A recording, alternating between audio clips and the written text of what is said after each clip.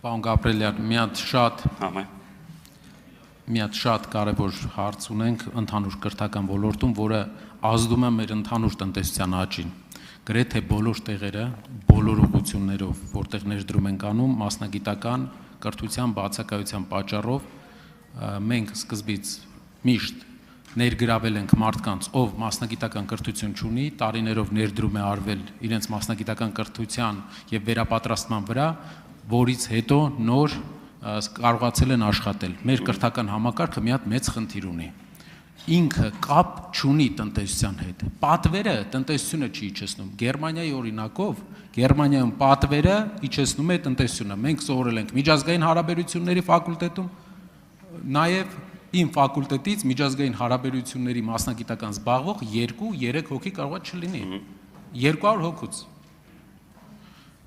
Շատ մեծ խնդիր կա, մասնագիտական առումով մեր տնտեսության աճը չի կարա լինի էֆեկտիվ, եթե մենք չենք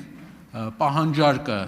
կադրերի կապում կրթական համակարգի հետ։ Ես լսել եմ, որ ձեր կուսակցության շատ ներկայացուցիչներ ասել են, որ մեզ պետք է ակադեմիական կրթություն, զարգացնել ակադեմիական կրթությունը, բայց այդ պարագայում բոլորը ակադեմիական կրթությունով, եթե խորանում են, զբաղվում են, դրա իմպլեմենտացիան մենք չենք հասկանում ոնց է մեր վրա ազդելու տնտեսության վրա։ Պետք է տնտեսությունը պատվեր տա կրթության ոլորտին։ Սա շատ կարևոր հարց է ու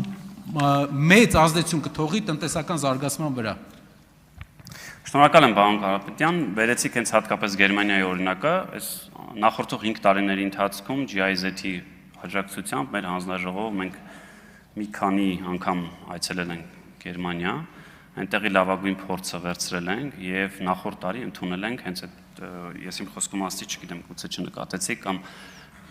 լավ չասեցի, դուալ կրթության այդ համակարգն ենք ներդրել, այսինքն մենք այո այդպես կարծում ենք, որ օրինակ քոլեջներում պետք է ուսանողը, որ ավարտում է, ինքը անմիջապես, նույնիսկ դրա նախորդող որոշակի ժամանակահատվածում արդեն իսկ աշխատատեղ ունենա։ Ինչ ենք արել, ասել ենք, հարգելի բիզնեսի ներկայացուցիչներին, ասում ենք, եկեք ներգրավեք քոլեջների կառավարման կամ խորհրդում կամ որևէ ձևով հուշագիր ստորագրեք եւ օրինակի համար տեսական գիտելիքները ուսանողը կստանա դասախոսից, բայց այդ տեսական գիտելիքների գործնական մասը ոչ միայն կստանա գործարարից, այլ նաև գործարարն է գնահատելու։ Եթե ավելի պատկերավոր ասեմ, հիմա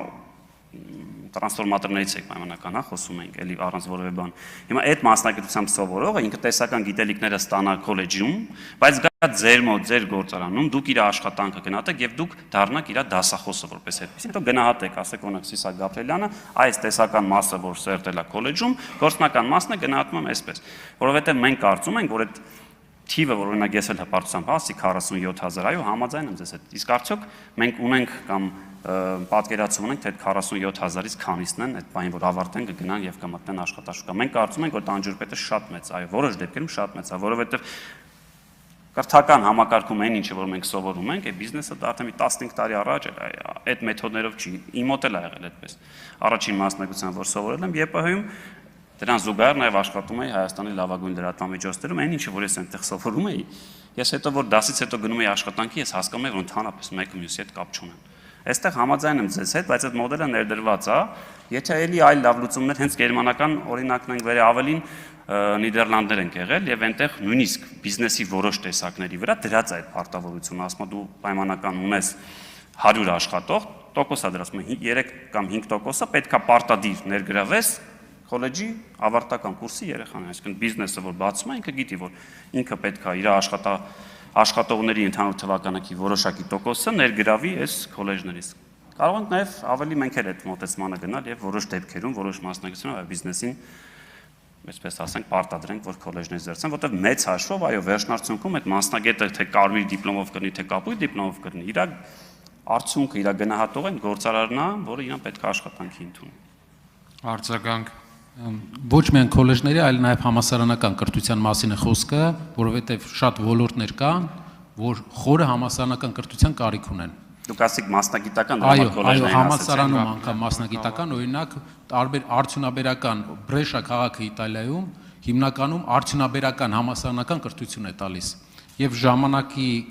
շատ կարեւոր է, եթե այս ուղղությամբ աշխատանք կատարվի, մեր գործընկերները այդտեղ նաեւ կարևոր փոփոխությունների առաջարկներ կանեն։ Մյուս հարցը IT ոլորտը բավական մեծ պահանջարկ ունի, բայց մի խնդիր կա, վարձերը շրջանների մեր հայրենակիցների համար բավական բարձր են, օրինակ պոլիտեխնիկական համալսարանում։ Քանի որ ով ավարտում է արագ աշխատանք է գտնում, գործազրկության հարցը, որը 100,000-ներով է մեր երկրում, մենք կարող ենք լուծել ինչ որ ձև աջակցելով, սուբսիդավորելով IT ոլորտի կրթության սակագինը, վճարը ընտանիքների համար։ Շնորհակալ եմ պարոն Կարապետյան, ժամանակս չէր հերիք է, ուրախ եմ, որ հնարավորություն տվեցիք ասելու, մեր նախընտրական ծրագրում գրված է, որ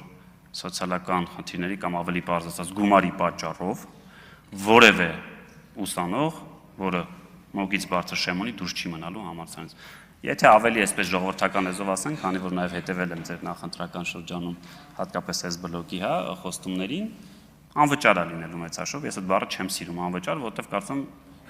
կրթությունը նախ չպետք է լինի անվճար, այլ հարցը, որ դա այլ աղբյուրներից պետք է ֆինանսավորենք։ Այո, մեր նախընտրական ծրագրում ֆիքսել ենք եւ նաեւ կառավարության ծրագրում կա եւ նաեւ կարող եմ ձեզ ասել, որ անցնող 5 տարիների ընթացքում ես չեմ հանդիպել այդպիսի դեպք, մի ուսանող, որը ունի մոգի բարձր շեմ եւ դուրս է մնացել համալսարանից, չեմ հանդիպել եւ նաեւ արձանագրել ենք, որ այս նոր համակարգում էլ այո, պետք է այնպես լինի, որ որևէ մեկը դուրս չի, որտեղ եք հասկանանք, էլի այդտեղ մի բիզնես տրամադրություն, եթե մեկը սովորելու է, այտենց վատա սովորելու, գուցե վնաս ենք անում, որ այդ մարդուն փողը տալիս ենք, ինքը շարունակում ամանալ, որտեղ հետո ավարտելու է անիծի համ կյանքը, համ ես, ասի ես ինչ դժբախտ երկրում։ Հա։ Ավարտեք բան։ Գեգամ Մանուկյան։ Եթե բարձր շեմ ունենա, հազար ներողություն, ասել ենք, չի։ Գեգամ Մանուկյան։ Մտածենք։ Համեցեք, պարոն Մանուկյան, սկսեք։ Պարոն Գաբրելյան, Աջան։ 22